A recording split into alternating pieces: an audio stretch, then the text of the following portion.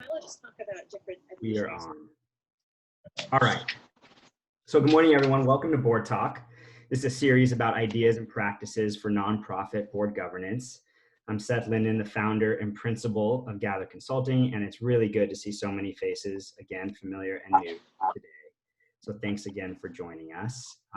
Really excited to have Gamal here, and we'll share a little bit about his background and what we plan to talk about. I want to open just with a quick a dedication today to those we've lost in the past couple weeks. As we all know today, Ruth Bader Ginsburg, the notorious RBG, is the first woman and the first Jewish American to lie in state at the Capitol. She was a feminist icon for decades. She left an indelible impact on all of us. I also lost my good friend Igor a couple weeks ago, who died last Monday at the age of 44, fought pancreatic cancer for 4 years in San Francisco. And yesterday, my cousin Bibi died at age 80 of bladder cancer in Toronto. Her son Bob wrote that her family was in the room in the building or there by Skype. And he said that music was playing and she considered several options: Brahms' German Requiem, Creedence Clearwater Revival, and the University of Michigan's Fight Song. She settled on some cheery Mozart. And he concludes the note by reminding us of her motto, to disturb the universe, and her advice was to rejoice. So I share these stories of loss because I want their memories to live on. And in a similar way, I think that board members want their legacies of their organizations to live on.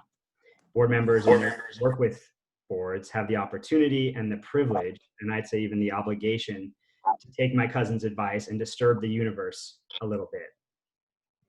We're all suffering a great deal of loss these days, and as we come together in solidarity around loss, there's also an opportunity to rejoice in today and the possibility of a better tomorrow. So my hope, as always, is that the next hour is an engaging and experiential time together, learning, reflecting, and sharing our experiences and expertise on how boards might meet this moment by recruiting board members in new ways. We'll talk about equity goals, board composition matrices, and how to stretch yourself to meet new people out of your social circles. I want to start with something, a little experiment, which is a poll, which I've never done before, but we're going to do it right now. I want to see how many board talks folks have attended. So this is the 6th one. I'm going to launch this poll, and just click if this is your first board talk, your second, third, fourth, fifth, or sixth. And we'll give this like 30 seconds. See how this goes. We want to get a little interactive earlier on. So a lot of newcomers, cool. A few who have attended all, awesome. Right on, mostly new folks. Welcome. Welcome, welcome. I also would love to see, let's do one more. Where are you calling in from? So are you calling in from Pacific time zone, Mountain time zone, Central time zone, Eastern, or some other time zone? That could be Hawaii, could be Canada, could be anywhere. And we got a lot of Pacific and Eastern, a lot of West Coast and East Coasters. 0 from Mountain time. Wow. Come on, what does that say?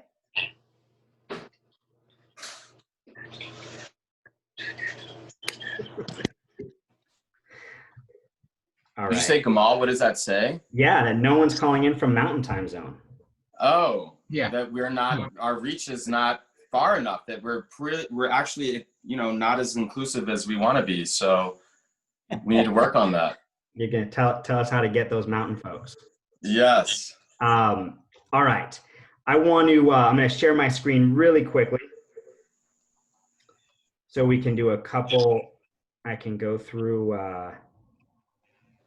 our agenda real fast. For those who are new, I like to just kind of share a quick pop right away. The pop is the purpose, outcomes, and process. So the why that we're here to learn about how boards might recruit board members using a diversity, equity, and inclusion lens. The outcomes or goals We hope folks can connect and build community virtually and with friends and colleagues, that we can better understand how structural racism affects nonprofit boards, and that hopefully we leave being more able to equitably recruit new board members. Our process or agenda for the day, we'll do a few more minutes of welcome and intros. And again, this is the same kind of format as been here before. We'll do a few minutes of reflections. We're gonna break out into small groups, small Zoom groups. Then we get to interview the man of the hour, Gamal Palmer. And at the end, I'll share some tips and some closing. You should be ashamed of yourself. Your behavior has been. Oh, hello? Okay. Quickly. People, we love you to pieces, and it's going to be great if everybody could go on mute. So just look at your screen right now and see if the little microphone has a red line going through it. And if it does, great. And if your microphone does not have a red line going through it, then could you please go on mute? Thanks, Gamal. No probs. Okay, real quick. Norms, if you have any questions, type them in the chat. In fact, Gamal, did you want to ask folks to type something in there right now? Yeah, I'd love for people to put into the chat in like one sentence or maybe even less. What is it specifically that you want to get out of today? Just listen. And we're actually going to type a couple other things in the chat in a sec. Right. So just really quickly, what is one thing, specific thing that you would like to get out of today? As you're doing that, another norm, we're going to type reflections in a Google Doc that you should have gotten access to either last night or this morning. If there is background noise, like Gamal was saying, please mute yourself. You don't need to over mute if it's quiet. If you need to take a break, just turn your camera off. And then, excuse me, I like this norm referred to as equity of voice. And the idea here, it can mean several different things. One thing it can mean is let other people speak first before you speak twice. If you're one to speak a lot, maybe take a step back. If you're one to be a little quieter, try to ask a question or two. And finally, we want to let historically silenced voices have a chance to speak first as well. All right, I'm going to stop sharing so we can actually do some intros now with our chat. And that's awesome. Folks have been writing some comments. Yes, really good stuff. That's great. So in the chat, nice. Type your name, type your pronouns, type your city, type your role, and your organization. And we can see everything just kind of fill up right now. Folks have been calling in or are calling in from, as we saw, kind of across the country. There's 70 folks, which is great. I'm gonna call on a couple people just to share in a second. And for those who are new, just a quick 30 seconds on my background. I work with nonprofit executives, board members, and philanthropists and advise on governance. There we go. Philanthropy and ed reform. I love being a network weaver, thought partner, facilitator, and project manager. And really, there's nothing more than I love than just being in community with friends and colleagues. I'm going to call on a few folks. If you could just introduce yourself and share again your name, your pronoun, your role, organization, city, and a question that you have for today would be great. And I'm looking at, who am I going to call on? Danny Grossman, you want to introduce yourself? Sure. Thanks, Seth. So Danny Grossman, I'm the CEO of the Jewish Community Federation in the Bay Area. Note I didn't say San Francisco because we've expanded a little bit. And what I put into the chat is help in thinking about balancing priorities in recruiting a diverse board. Thanks, Danny. Thank you for today. Yeah, my pleasure. Rebecca, hi there. Can you introduce yourself, Rebecca Barr? Sure. I'm Rebecca Barr. I'm the executive director of Challah for Hunger, and I'm outside of Philadelphia. We serve college students experiencing food insecurity, which touches all people, and our board is currently all white. And so I want to find out what the first steps are to change that and make it a more equitable space. Thanks, Rebecca. Cheryl, hi. Can you introduce yourself? Hi, I'm Cheryl Cook. I'm CEO of Avoda. I am deep in this work for a few years now, and I am still, in process. So I think, Seth, the question that's on my mind is just whether you have a sense of kind of how long it takes to get to an ideal. I know it's a huge question, but it's what I'm thinking about. Thanks, Cheryl. Awesome. I'm going to put, or I just put a link in the chat, and this is the Google Doc. So I want to take the next few minutes. I don't know if you've done this before. It's a nice way to kind of have a virtual conversation with one another. Hopefully you all have access, and I have another screen here in case to give folks access. And the idea here is just to take a few minutes and reflect on your current role and relationships with nonprofit boards. And ask yourself and fill out the following. Does your board have a written recruitment process? If so, how much of a priority is DEI work? Secondly, does your board have an articulation of its racial justice goals? And if so, how are they created? And then third, what is the current demographic of your board? And you could interpret that however you'd like. And what is your board's ideal demographic composition? So take about 3 minutes to just reflect, to write, and then we're going to break out into groups and share. And I'm going to put a little timer on here. All right. And if you don't have access, click a button and I'll give you access. But we don't have a written articulation. Well, we have an articulation. No, I would say we don't have an articulation yet of our racial justice goals. Right. I feel like that. And remember, if there are other folks you're talking with, just put yourself on mute. Because we can hear you. It's so good to see Donna and Tali and everybody. Okay, I'm not going to flip through. That's distracting. And Rachel. The other thing I'd say is, yeah, sure. Can you write down the questions that you asked in chat also? Sure. Thank you. There's question 1.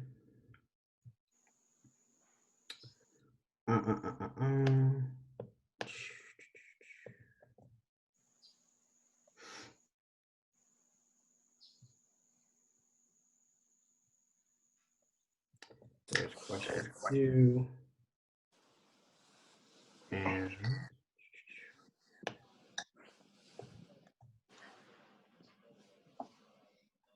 there's question 3.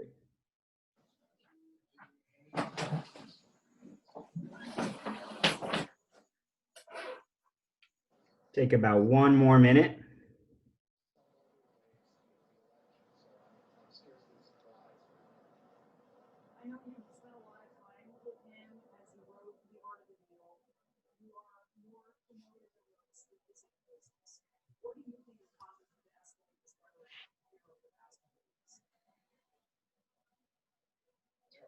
And if you can, or if you haven't done it yet, put your initials and even kind of like what hat you're wearing.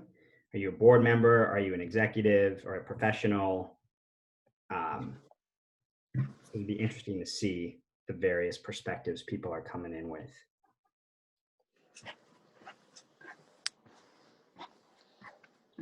We got 30 more seconds.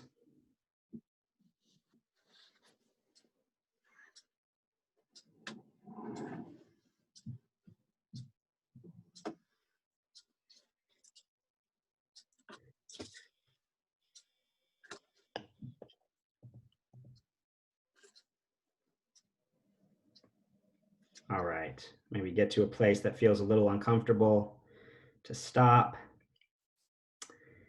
And what I want to do now is, like I said, kind of break you all out into a few, into a bunch of groups, about 3 or 4 people per group. It's going to be totally random. And what I'd love you to do, and this will be familiar for those who've done it before, take a minute each just to go around and introduce yourself again. You'll meet someone new, I'm sure. And then share just kind of what surprised you about the reflection questions, maybe what resonated with you, and what questions you might still have. One piece of advice is I might nominate or kind of identify a facilitator for the small group and a timekeeper.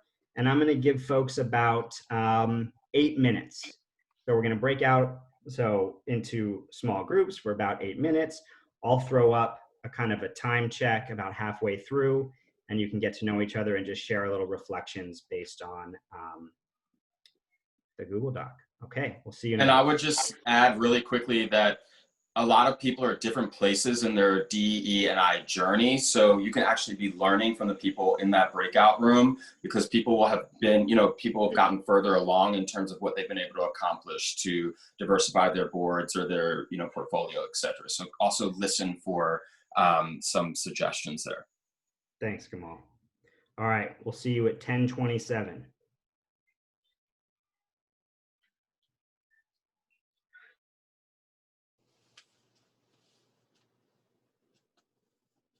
We might be in the same group. Who knows? We might be in the same.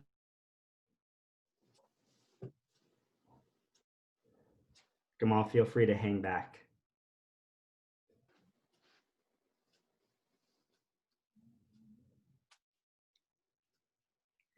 And for those, let's see, there should be a join Zoom room, and you can just click that.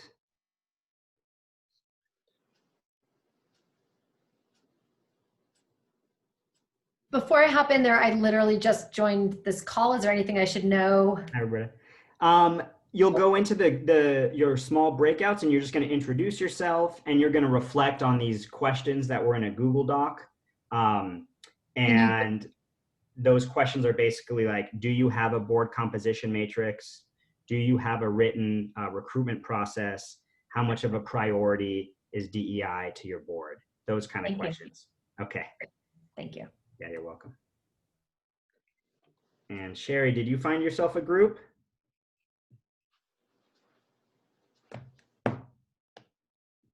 Is Sherry there? Maybe Sherry's not there. I'm here. I'm just listening. Okay. Do you want to go into a group? Sure. Do you see that there's it says join Zoom room or join group? A minute.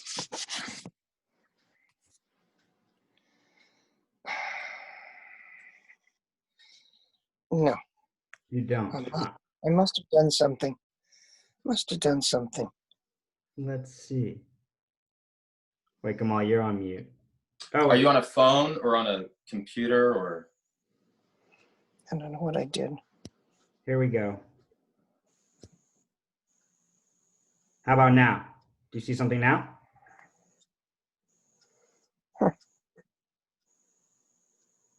Let's start over.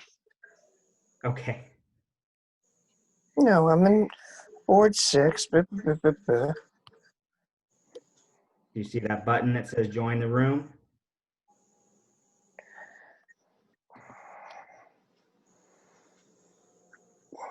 No. I wish I think I went backwards. I went to the questions. Oh, so you got to go back to press Zoom if you have that as an app, or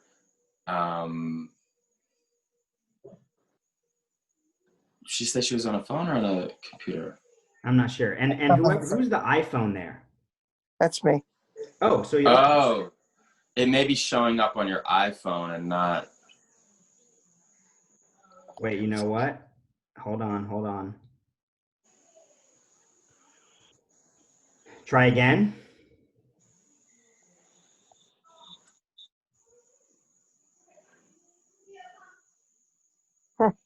No? Nope. Okay, I'm gonna get off. I'm gonna get off and get on again. Okay. Okay. We'll see you soon. Yep, thank you. Sure. I'm not off. Obviously, I'm still hearing you. I think you just have to press leave or end. It should be like a I red. know. I'm not in a place to do that. I don't know why. Oops, what was that? Try the bottom right, maybe. Yeah, I know what to do, but I'm in G Suite Essentials. Maza. I don't know. So Seth, Yeah. okay, so this is cool. So what should we rap about really quickly? Yeah. When we come back, I'm going to ask for one or two people to just share what came up during the breakouts. And then we're going to go on to the interview. Do you do hard stop at 2? I'm going to do a hard stop, but then I stay on for 15 minutes. So anyone who wants to stay on later. Okay, because I have to go. I'm going to send a text saying I have another meeting. I didn't realize, whatever, you don't need to know about all this. But so I'm going to have to hop probably like 5 minutes after.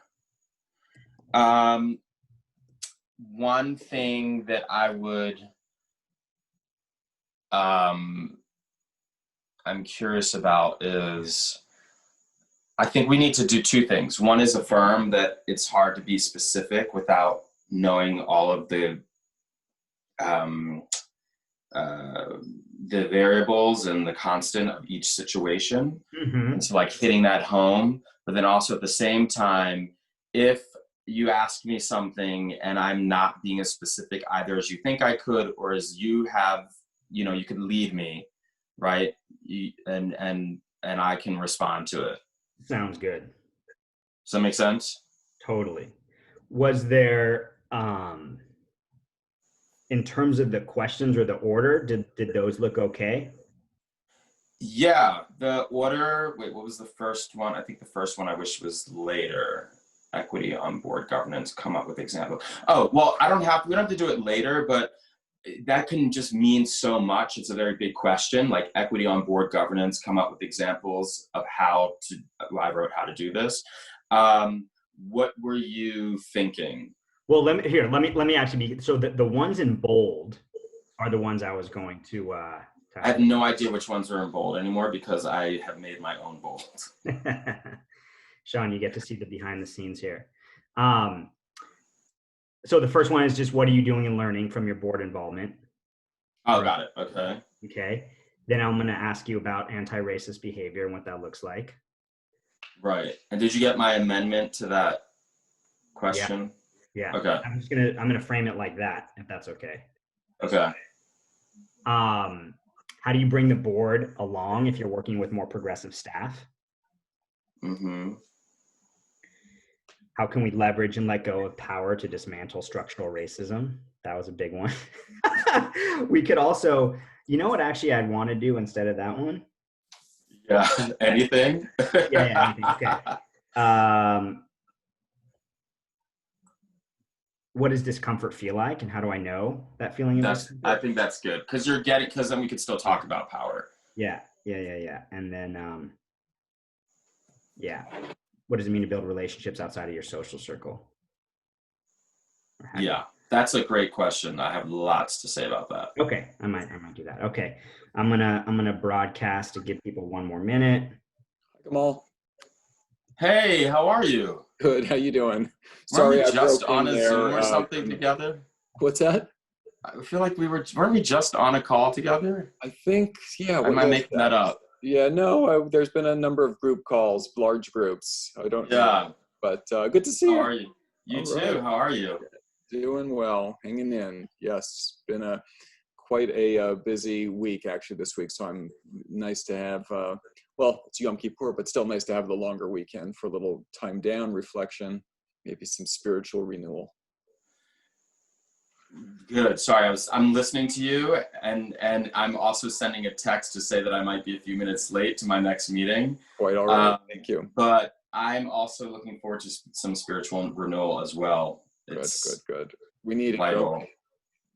Yes.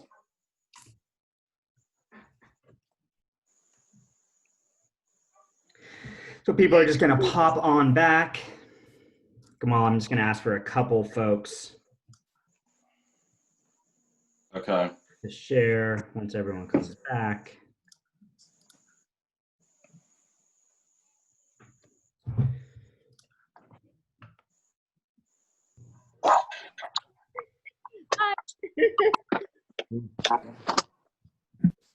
So Zoom has a tendency just to cut you off kind of mid-sentence at the end. Yeah, right. Feel free to share your last thought all at once. Before we get to our main event, any one or two people just want to share anything that that resonated with you, surprised you in your conversation? And since there are so many people here,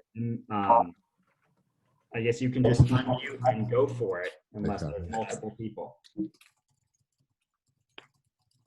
Or I might call on someone.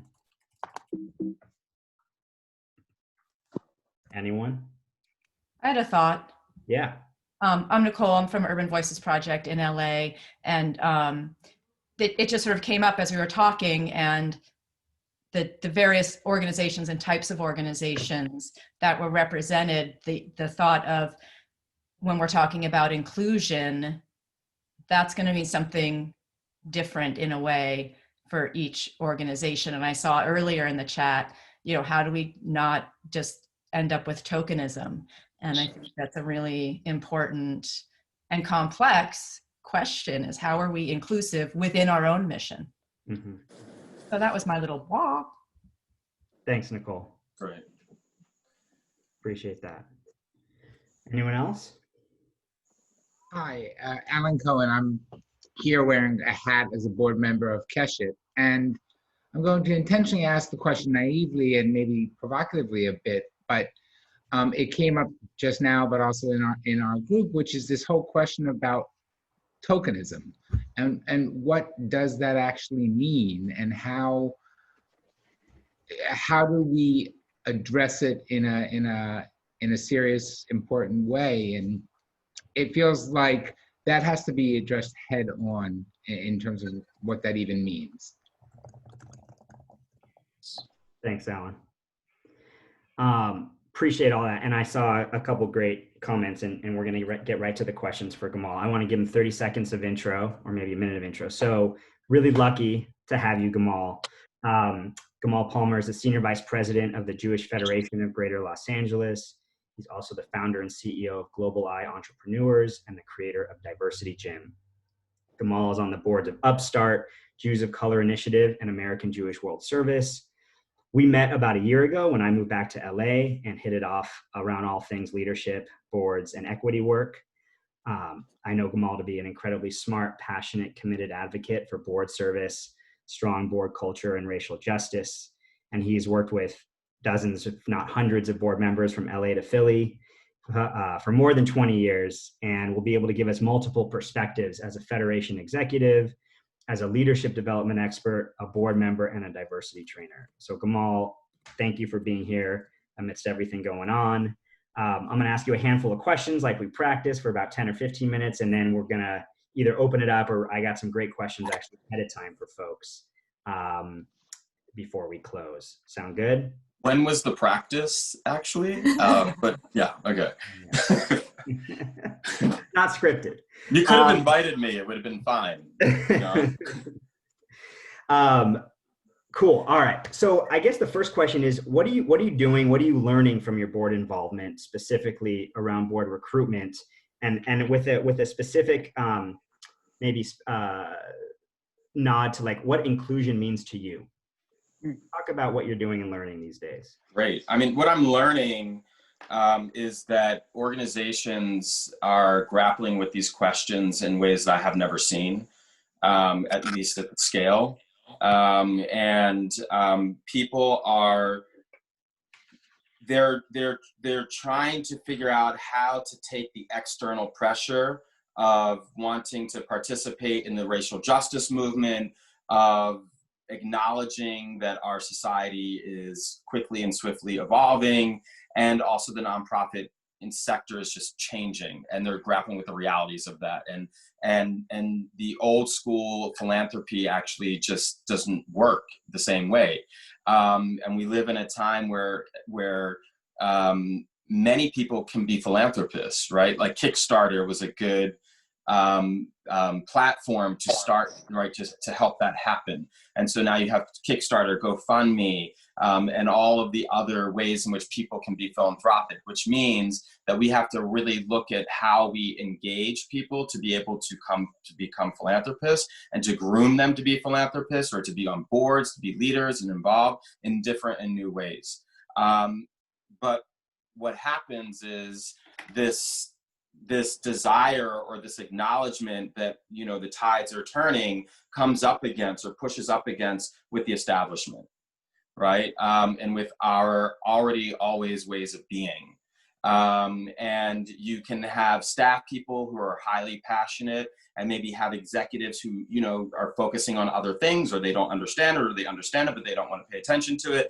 And so, you know, you're like, the messaging is getting, it can't impact at a board level, right? There are a bunch of scenarios that you could look at. You could think that the CEOs or the executives they're the ones who are seeing that we need more change. But if the staff or the lay leaders don't see that there's this need for change, or they don't know how to make that change happen, then there's the other side of the coin, right? And so what I'm seeing is people not looking at their organization as an ecosystem. And we have to look at how we're going to shift the entire ecosystem of the nonprofit organization that you are wanting to change, meaning wanting to recruit more diversity on the board. And so when we do things just in one part or another part, we find ourselves getting a little frustrated. We want to know, like, how long is this really going to take? Where are these people at? How can we have the money to do this thing that we want to do, right? So because we're not looking at it as an entire ecosystem as much as we need to. Cool. And can you just talk about, like, what does inclusion mean to you in your board service, in your work? It's inclusive, my definition of inclusion. Inclusion, what it means to me is that we are thinking about how another thought, another experience, another perspective, another expression, and, you know, if you're in a Jewish space, for example, another expression of Judaism, Jews of color, so from a racial inclusion, from gender inclusion, but all of these, you know, it's both the body, the person, right, and the expression that person has of themselves, and their experience as lived, and validating those experiences and those, you know, the identity markers. I think sometimes we have a lot of people who, again, are, they feel good that they have a woman at the table, or that they're working on having, you know, Jews of color at the table, yet they're not validating that experience to the same extent that they would for somebody who's donating a certain amount of money, or who's been on the board for a certain amount of time. And that's exclusive. And that actually creates a culture of exclusivity on the board and within the organization. Right. And so the more that we can create, like, inness, Yavila McCoy is a great job talking about this. You know, culture often comes from inness and outness, right? And how do we create inness within the board or within the organization? Thanks. It brings up this other idea that we were talking about. How do you build relationships with folks who are not in your social circle? We often tend to surround ourselves with folks in our, you know, who are like us, who look like us, who think like us. What's the first step, and what are the first questions that we ask to build relationships outside of our social circle? So I just completed this certificate program at Yale School of Management for fostering diversity and inclusion. And we had to take a test. Some of you may have done something similar to this, where you write a list of names, and then you answer a bunch of questions. And the list of names are the names of people that you typically reach out to for advice, or that you would typically reach out to say, hey, come over for dinner, or, celebrate a holiday with me. And so when you look at the results, right, of the, is it a male, is it a woman? And there are all of these identity marker questions that the questionnaire asks. I basically talked to 2 people out of the 7 people that I listed, right? 2 kinds of people. And so, and I was like filling this whole thing out like, oh my gosh, this is for other people. This isn't for me. I lead diversity and inclusion workshops, like I am diversity. And, and so if folks such as myself are seeing that, even I am living in a more binary way of operating within, in terms of reaching for advice, recruiting, etc., then chances are many other people are as well. So the first thing to do is to actually look to see where you might be exclusive or limited in your own thinking. Then the other thing is, and I think everything starts with self, by the way, so you'll probably hear me say that a couple of times. The other thing is that, COVID aside, and also now with COVID, we're in a virtual world, right? We're meeting people all the time in virtual spaces. You can easily hop into a panel maybe that you wouldn't ordinarily go into, where there may have a breakout room just like, what you created, Seth, right? Where there are people going to breakout room, you meet these people.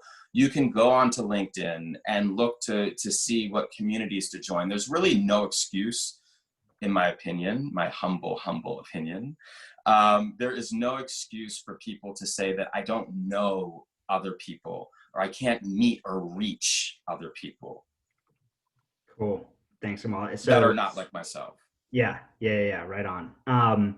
You talk about, it's a good segue kind of in the next question around discomfort, feeling comfortable with people. And one thing that we talked about is trying to be okay with discomfort, especially when you're meeting new people, when you're meeting people who are not in your in circle. And when you're talking about issues of race or anti-racism, especially for white folks, brings up some tension, some feelings of discomfort. What does that discomfort feel like? How do you know when that feeling is discomfort, and why, frankly, would anyone want to be discomforted? Yeah. Well, I mean, I'll start with the latter part of your question, which is, why would you want to be uncomfortable, or why would you want to be discomforted or discomforting? Uncomfortable is better. Yeah, uncomfortable. Yeah, uncomfort. I know. Thanks for giving me into the tongue twist. No, but seriously, well, the answer to that is, why do you want to be more inclusive? So if you actually want to be more inclusive, if you actually want to diversify your board, your organization, that means that you're inherently going outside of a comfort zone. You're going outside of what you know. Otherwise, you wouldn't have this question of how can I reach more people, right? So to lean into, or to put yourself in a situation where you're interacting with other people, it doesn't mean that it's an assault on you because you feel uncomfortable. It just means that you're doing something that you wouldn't typically do in service of the organization that you claim to be an ambassador of or a leader of. And I think that, we have to push through that. And if you want to look at it from the flip side, when you bring people in who are of color or who are, diverse in one way or another into an organization that is more monolithic, they're experiencing uncomfortability every day, most probably. I mean, maybe not, I don't want to speak for everyone. And so are you willing to not just say the phrases and the words and, the tropes about how diversity is important, but are you actually willing to really physically, verbally, heart-wise put yourself in situations where you can cultivate a diverse board and community? There was a few questions both in the chat and previously just around tokenism, around the idea of tokenism. How do you balance if you're someone who doesn't have, let's just say, doesn't have very many Black friends, right? Or doesn't have very many friends of color or people of color in their community, in their network. how do you balance the idea of tokenism and diversity and inclusion on a board, especially if you're making that first step? What do you want to avoid? Avoid being nervous about tokenizing people. I mean, it's like, you can't have it both ways, right? Like, you can't say, I want to bring somebody new in, and I can't ask them because they're going to be the first, right? Like, that's an excuse to not do it. It's like, you know, so, and I get it. It's uncomfortable and it's hard, right? And I also think that, you know, you shouldn't be looking for one person. Your goal should be that I want to bring 2 or 3 people in. Because also, when you bring people into a board or into an organization, whether that's as a professional, a lay leader, et cetera, you need to make sure, or I recommend, highly recommend, that the environment is conducive for them to not feel othered every time they walk in the door. So if they are the only, and your commitment is to have at least one, right? Then you're actually not doing the work that needs to happen so that that person or people can not be othered every time they come into the space. So I would say that you absolutely want to, and also, you know, and I've talked to other folks, and again, nothing I say is true for everyone, you know, so, but many times people who, you know, again, because I'm of color, I'll speak and from that perspective, it's not the first time I've been asked, right? So, you know, like, that's the other thing, is like, you're asking people because they probably are people who meet multiple requirements, including your commitment to diversify. When AJWS, you know, first started talking to me about joining their board, you know, there were honest conversations that were really helpful about where they're at in their process and their DEI process, and, you know, and what their plans are. And they were able to articulate how they're investing in diversity, equity, and inclusion across the board, right? And so that lets me know that it's not about me being tokenized. It's more about that they want me to be a part of something much greater than myself or anyone on that board. Right on, right on. I'm looking to a question that someone had shared early in their registration that you touched on. What are some indicators that will help us or help folks determine whether their board is a welcoming place for people of color, especially women of color? I would say things like, has everyone on the board done all the things? Unconscious bias training, undoing racism training, gender equity and inclusion training, right? Like, and not only have they done the trainings, but can they actually speak to, in their own words, how those trainings and those conversations were impactful? How did they change, right? Each person should be able to name 1 or 2, even moments where they said, okay, I thought this, I had this kind of conversation with a facilitator or colleagues or whatever, and now I see how I can think this. That's called developing a lens, right? A racial equity lens, which is really crucial. Because when you have a racial equity lens and your community or group has a racial equity lens, then you can feel comfortable knowing that at least when you bring people in, that there's an awareness, there's a consciousness, right? And even if somebody does say something that's offensive or just wrong, they're more likely going to be able to see why that was wrong. And they'll be able to own that, and they'll be able to have a conversation with that person, and they'll be able to repair, right? This is not about, you know, like, folks, this is not about getting things perfect, right? And this is not about, again, you being indicted or any of us being indicted. This is about us doing the deep self work that needs, it's like, I mean, I've been in therapy since I was 5. So, you know, it's like, I'm there because I'm committed to being like the most of who I am and the best of who I am in every and any situation. And that's a life journey. That's awesome. Thanks, Gamal.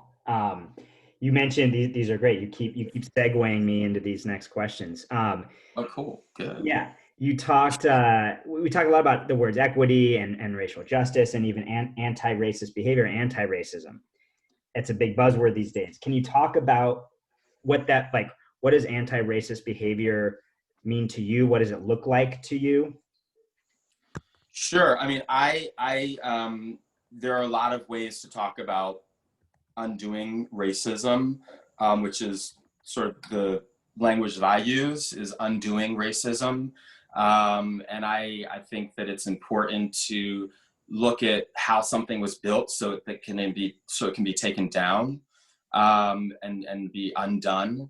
And again, going back to kind of the ongoing process that is, I look at it as multiple ways. One is it's about seeing how, again, I can do the self-work over and over again, and how I can create my own sort of milestones for knowing where my gaps are and how to close my gaps in terms of my own blind spots, or my own biases, prejudices, ways that I exclude people, ways that I take on power to benefit my own particular motivations or vision, right? So an example can be if you're in a board meeting and you've actually effectively, brought folks of color or more women or able, bodied persons, right, at the table.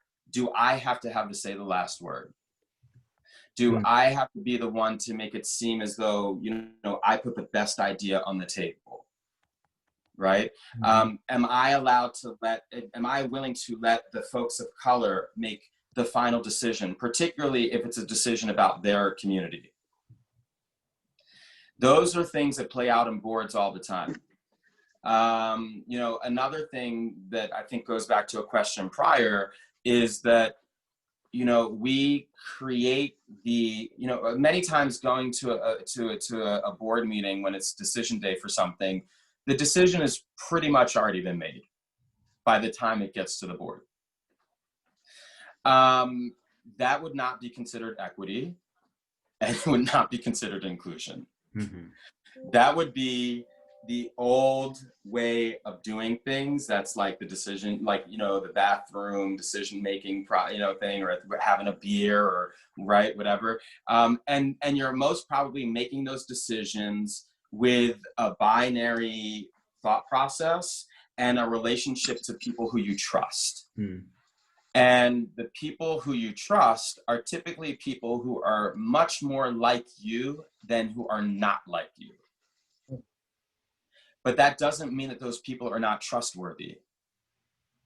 And that's, again, the work for you to do, or all of us to do, to build that deep relationship of trust in new ways with different and new people, and not continue to rely on the person that makes me feel comfortable, which goes back to one of the initial questions, right? Mm-hmm. Like, it's uncomfortable and it takes time, and you may speak different cultural languages or relate to, even being on a board differently, but it doesn't mean anything about that person. And in fact, they can elevate the conversation in the organization, which is why you brought them there in the first place. So let people do the job that you brought them there to do. Thanks, Gamal. And great point by Daryl in the chat. I want to throw out two more questions and then open it up for a couple minutes before we close. A lot of folks think, or it might just be the case that the staff, that professionals tend to be a step or two ahead of their board in terms of their progressiveness, or in terms of their racial equity kind of education, their own personal growth or knowledge around that. How do you bring the board or the principals along if you are in that situation? So I'm in that situation with an organization that has been doing a lot of work, and the staff has, I think, been almost for a year working on their diversity, equity, and inclusion internally for a while, and we're ready to come up with a statement, and and have been really galvanized. And the board, who had just started their diversity and inclusion process, heard that they were, going to be coming out with a statement. And typically, the staff and the board work together when statements are going to be put out. And so there was kind of like a halt in the process of putting out the statement. And so that way we could form a small committee from the board to work with staff to be able to work together on a statement, right, and a process. And when the small committee met with the staff, they were, even before they met, because they got a report, but when they met with the staff, they realized that the staff has actually done so much more work and we're so much further along than the board could ever be in the next few months. And so they completely pivoted. And so now we're actually working on elevating the staff and figuring out how to allow the staff to educate and work with the entire board, as opposed to the board teaching the staff or feeling somehow slighted because they weren't a part of the initial process, right? And I think that it's crucial to, to bring, to be ego-less in these kinds of conversations or in this work, and really look at the power structure there and think about, okay, this is not about, it's all about power, which is exactly why we need to let power go, in many ways, at least how we know it. So that way we can, again, accomplish our initial goal, which is to be a more inclusive and equitable and just organization and community. So that's like one very specific example. And I think that everyone should, think like the professionals are the people who are there, who are interacting with the community that we serve. They're there within the organization. They're the ones who need to feel well, to feel safe, to feel included so they can do their job. And the board, I think, can do a lot of work to really understand that a bit more and to learn from the staff. And things might not be as hard. What I was going to ask, my last question was going to be about what final recommendations do you have for boards to help facilitate a more inclusive ecosystem? And if you're, I don't like muting everyone, so if you're on, there's background noise, please mute yourself. If there's background noise, please mute yourself. Thanks. Okay. So Gamal, for our final question, you have two choices. You could answer that kind of just final recommendations. The other thing that you just said, that just popped up, is like, what's hardest about this work? What do you think, and how do you just overcome those barriers of the challenge of taking that first step? Well, I think one of the things that's hardest about the work is that we're not talking about like people out there, over there. We're talking about ourselves. And changing human behavior and human thought, like changing how you think and how you behave about most things, is really hard. When you're talking about racism, which this country, it was built on structural racism, and that had never been really broken down. It's only evolved over time, and we're all born into that context, and it's what we know, like inherently what we know and how we operate and how we understand power and decision-making and time, right? How to, include, exclude, all is really largely dictated by that structure that we were born into.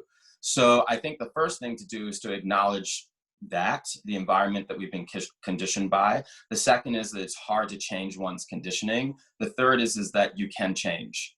We can actually change our conditioning, and it takes work and it takes time, and that you want to also change the conditioning again of the ecosystem that you're creating. So it's not just diversifying the board. It's also making sure that there is on budget lines, dollars, an investment, a commitment for diversity and inclusion, for undoing racism, for recruiting into your programs, right? So that way your programs that you're offering can actually create a pipeline of leadership that is diverse. Changing the content in your programming, right? It's not just saying, okay, we're recruiting people. How do you actually change your content of the program so that it is inclusive for the people who you're bringing in, and that they're inspired to stay in that program and to continue into that organization? So it's those kinds of things that I think are really important. And it all starts with self and one's willingness to move ego aside, move conditioning aside,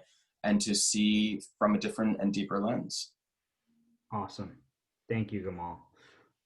Really appreciate that. We have a couple more minutes. What I usually do is share a few tips that we've talked about. I'm gonna send those out.